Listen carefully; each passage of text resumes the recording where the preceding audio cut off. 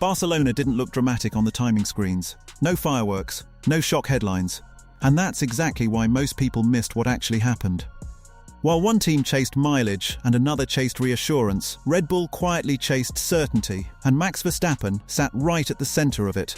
This was his first proper day in the RB22 during testing, in changeable conditions, with a narrow dry window that punished hesitation. And yet, he still emerged fastest. Not because of a hero lap, not because of risk, but because the car never looked uncomfortable. That's the part that should worry the rest of the grid. Here's the uncomfortable truth right up front. The RB22 didn't need Max to fight it. There was no visible adaptation phase, no exaggerated corrections, no sense that performance was being forced out of the car. It looked immediately usable, predictable, and locked into a narrow operating window. Exactly what teams are still desperately searching for at this stage of a new regulation cycle. That's the signal.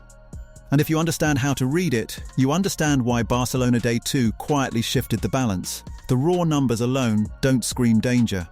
Verstappen's best lap, a 1:19.578, came during the dry portion of the morning before rain settled in.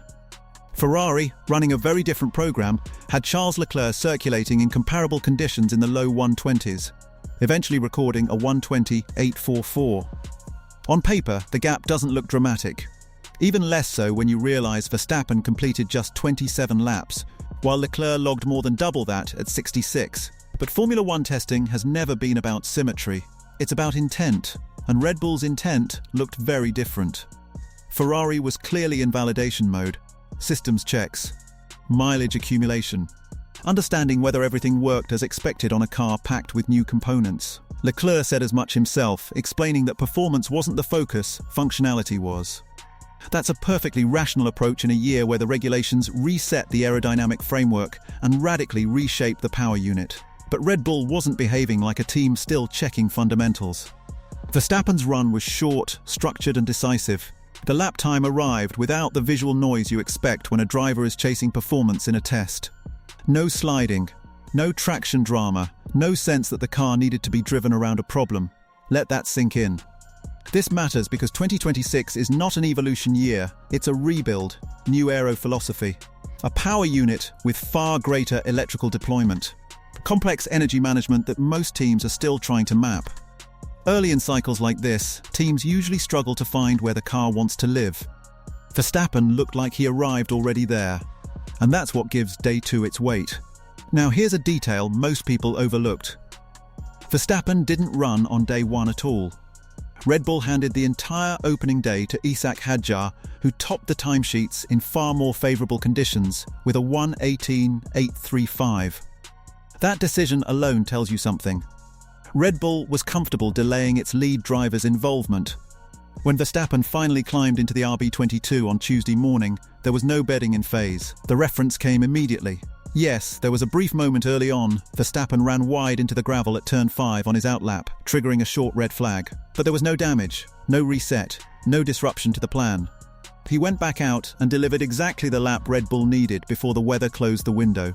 By the time rain intensified and Verstappen stepped aside, Red Bull's priority work was already complete. Everything else was secondary.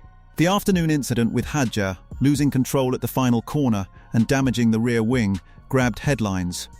But technically, it changed very little. Hadjar had already completed over 40 laps. Verstappen's contribution was banked. Red Bull was the only team to run on both Day 1 and Day 2, giving them flexibility over how they schedule their final permitted day. Even the question of spare parts logistics didn't alter the core takeaway from that morning. And that takeaway becomes even more revealing when you place it alongside what's being said inside the team. Red Bull leadership has been unusually explicit about how central Verstappen's role is in this new era. They've spoken about what they describe as a triple advantage he provides: commitment, feel for the car, and what they openly call extra brain power, his ability to steer development direction. With the complexity of the 2026 power units and energy systems, driver influence is increasing, not decreasing. Verstappen isn't just driving the RB22, he's validating it. That's exactly what Barcelona Day 2 looked like. Red Bull didn't need Verstappen to explore extremes. They didn't need long runs. They needed confirmation. Confirmation that the car sat where simulations predicted. confirmation that it responded cleanly to inputs, confirmation that their risk profile made sense. The lap time was simply the byproduct of that process. And here's a sharp pattern interrupt. Ask yourself this: which is more dangerous early in a regulation reset? A car that looks fast for one lap, or a car that looks comfortable immediately? Because Ferrari, methodical and disciplined, was still asking questions. Red Bull looked like it was checking answers. Even Verstappen himself has been careful not to oversell it. He's acknowledged how big the changes are, especially with the power unit, and how impossible it is to know true order this early.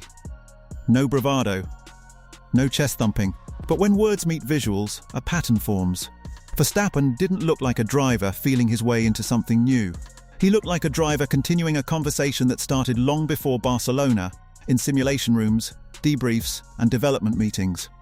That continuity is often what decides the early phase of a season. The first races aren't usually won by the team with the wildest idea. They're won by the team whose ideas work immediately. And at least on day 2, the RB22 looked immediately workable. Now, pause for a second, because this is where smart viewers usually separate themselves. Smart fans subscribe, not because they're told to, because they know this is where the real stories hide. None of this guarantees dominance. Weather distorted running. Fuel loads were unknown. Mercedes, McLaren, and others didn't run that day at all. Red Bull's own correlation work was limited by rain. Testing never gives certainty. It gives probabilities. And Barcelona Day 2 quietly nudged that probability needle in one direction. What should concern rivals isn't that Verstappen topped the timing sheet. It's how little drama surrounded it. In previous regulation resets, even top teams showed visible experimentation early on. Here, there was remarkably little of that. When a driver of Verstappen's caliber can step into a brand new car, run fewer than 30 laps, and still define the reference for the day, it suggests the foundations are already doing most of the work. And foundations, once set correctly, are very hard to undermine quickly. So here's the real question, and be honest with yourself. Was Barcelona Day 2 just a quiet, well-managed test day that happened to suit Red Bull? Or was it the first visible sign that this new cycle is starting from a very familiar place, with Max Verstappen holding an advantage that's structural, not situational? If you were a rival team boss, would this calm you or terrify you? Because when the fastest driver in the sport doesn't look like he's pushing, that's when the rest of the grid usually realizes they're already late. Elite fans subscribe.